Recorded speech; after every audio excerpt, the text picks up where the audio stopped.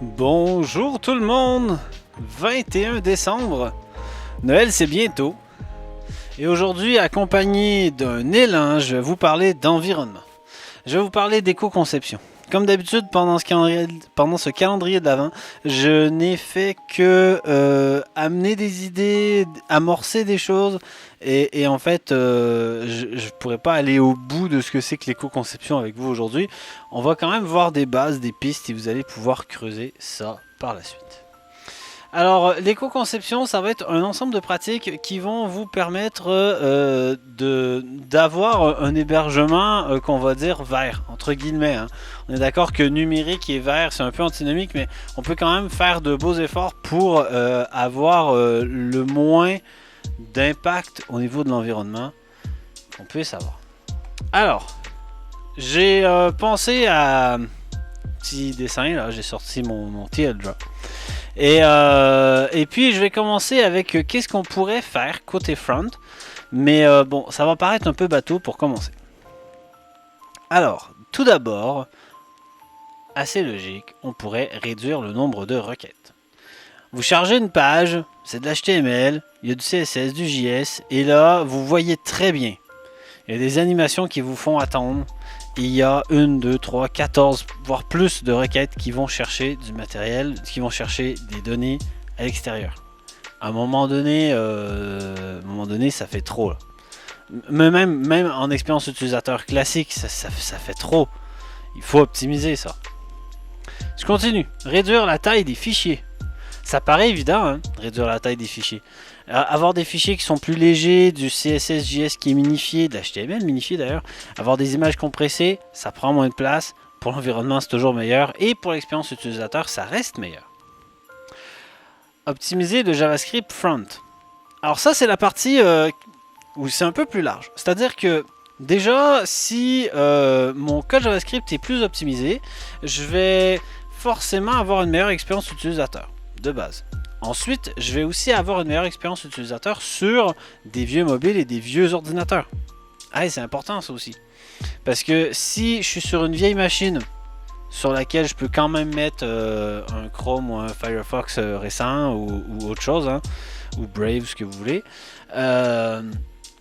si ma vieille machine pas très puissante arrive quand même à afficher le site rapidement, ça vaut le coup. De ce côté-là, d'ailleurs, on pourrait aller voir ce qui se passe du côté de WebAssembly, parce que le WebAssembly, comme il est déjà compilé, ça permettrait d'avoir des sites plus efficaces. Dernière chose côté front, avoir un maximum d'assets côté client.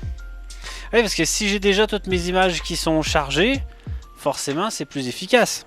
Si j'ai une PWA dans laquelle j'ai dit qu'il y avait certains fichiers qui devaient rester côté client, si je m'arrange pour optimiser mon JS pour qu'il conserve certaines données, local storage ou autre, faut pas que ce soit n'importe quelle donnée bien sûr, hein, vous réfléchissez à ce que vous faites, mais c'est quand même intéressant. C'est le gros avantage de ce qu'on appelle un client lourd. Si j'ai un logiciel genre, je sais pas moi, VS Code, quelque chose qui est sous Electron, voilà, je vais pas dire VS Code, parce qu'il y a VS Code côté navigateur, hein, c'est de l'HTML du VS Code.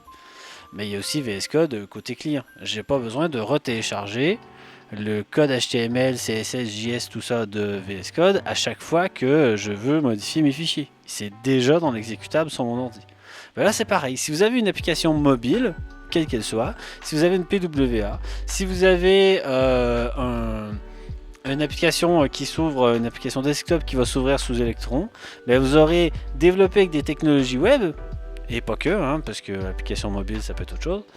Et vous allez avoir déjà le cadre complet de votre service, de votre appli, qui va être déjà chargé sur le client. La seule chose qu'il aura à charger ensuite, ça sera des requêtes pour aller chercher les données. Et peut-être un peu d'image et un peu de design, un poil. Donc ça reste intéressant. Avoir du cache, ça aide aussi de ce côté-là.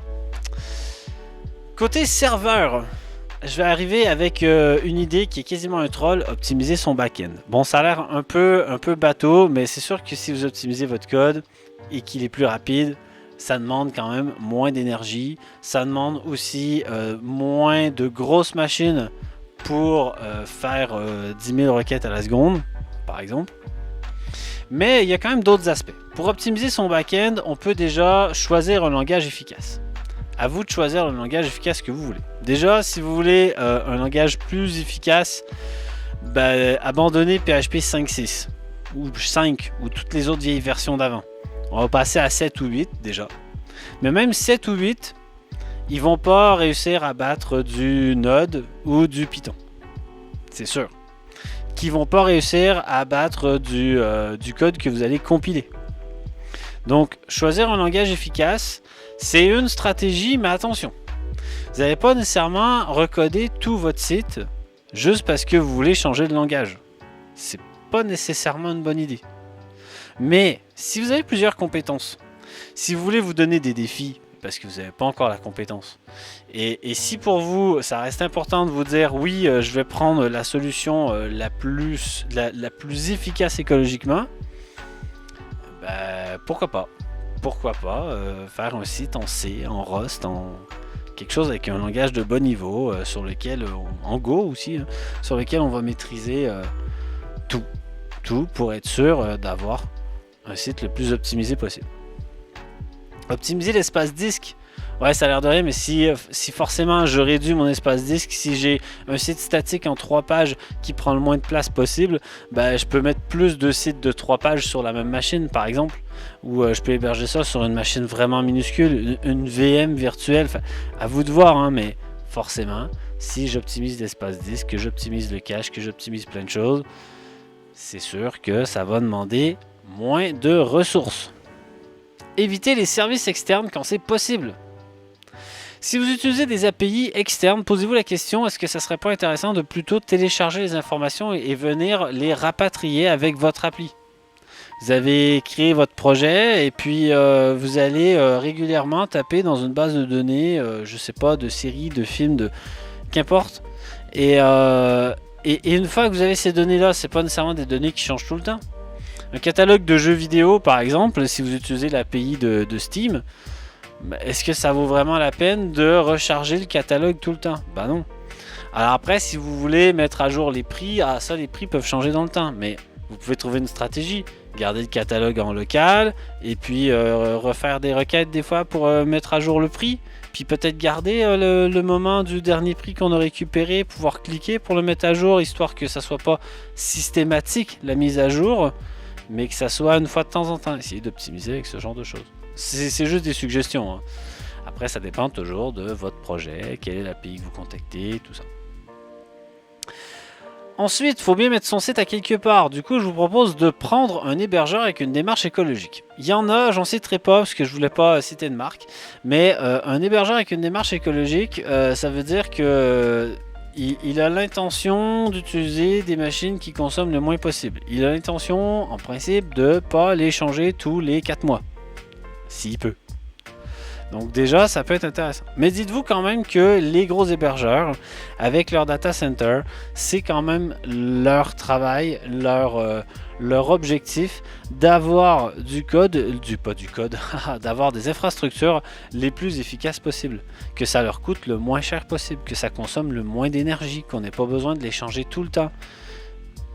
Ils ont besoin de matériel durable et ils ont besoin de matériel qu'on change que vraiment quand il est cassé et si possible qu'on puisse réparer. Ils vont essayer d'optimiser eux aussi. Donc ça peut être intéressant de faire confiance à un gros data center en fonction de ses besoins. Pensez à vos besoins. Mais j'ai aussi un ou. Selon ce qui est le plus approprié, vous pourriez héberger vous-même votre site. Alors c'est quand même du travail. Il va falloir avoir une machine et puis la rendre accessible, mais il faut se poser la bonne question.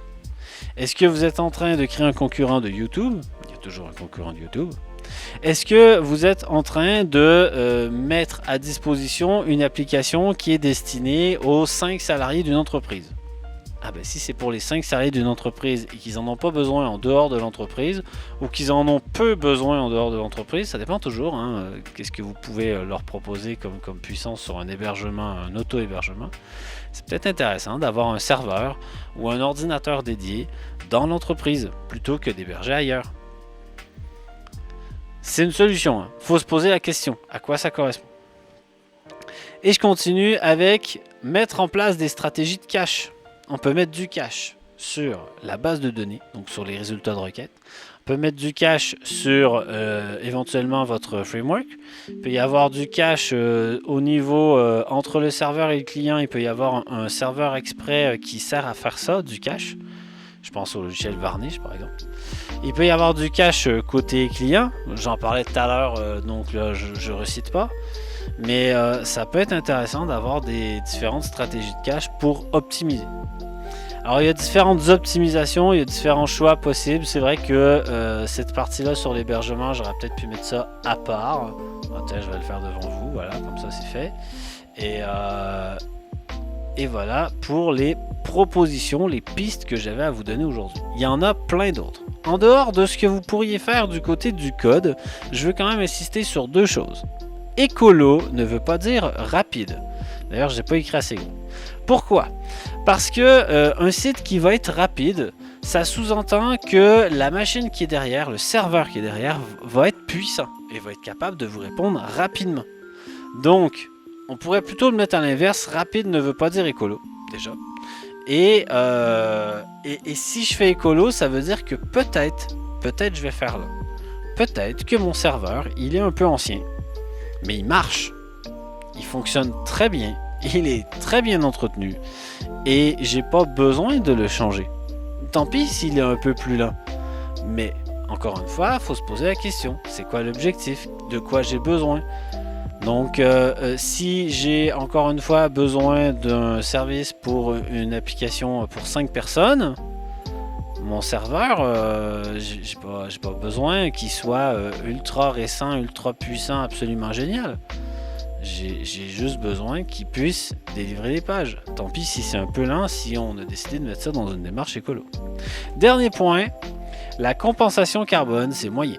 Bon, c'est un avis personnel, hein, mais la compensation carbone, c'est pas que c'est une mauvaise chose, loin de là. C'est juste que si vous décidez de planter des arbres alors que vous allez continuer à faire votre site de manière dégueu en vous disant oui, mais c'est que ça prendrait du temps si on voulait faire mieux, ben vous êtes sur une fausse route. Vous n'allez pas faire de l'éco-conception avec ça. Vous faites de la compensation carbone, ça n'a rien à voir.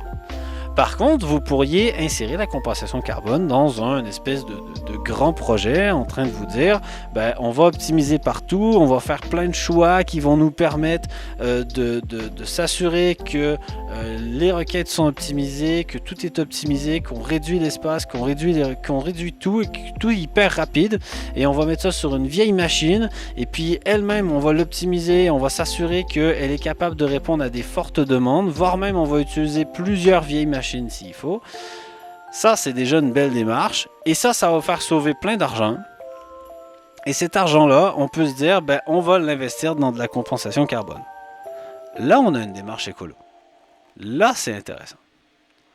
Mais, encore une fois, à vous de voir en fonction de votre projet, vos moyens, l'envergure, plein de choses à voir. Maintenant que j'ai donné toutes ces pistes, j'ai enfin fini de parler. Je vous remercie énormément pour votre écoute.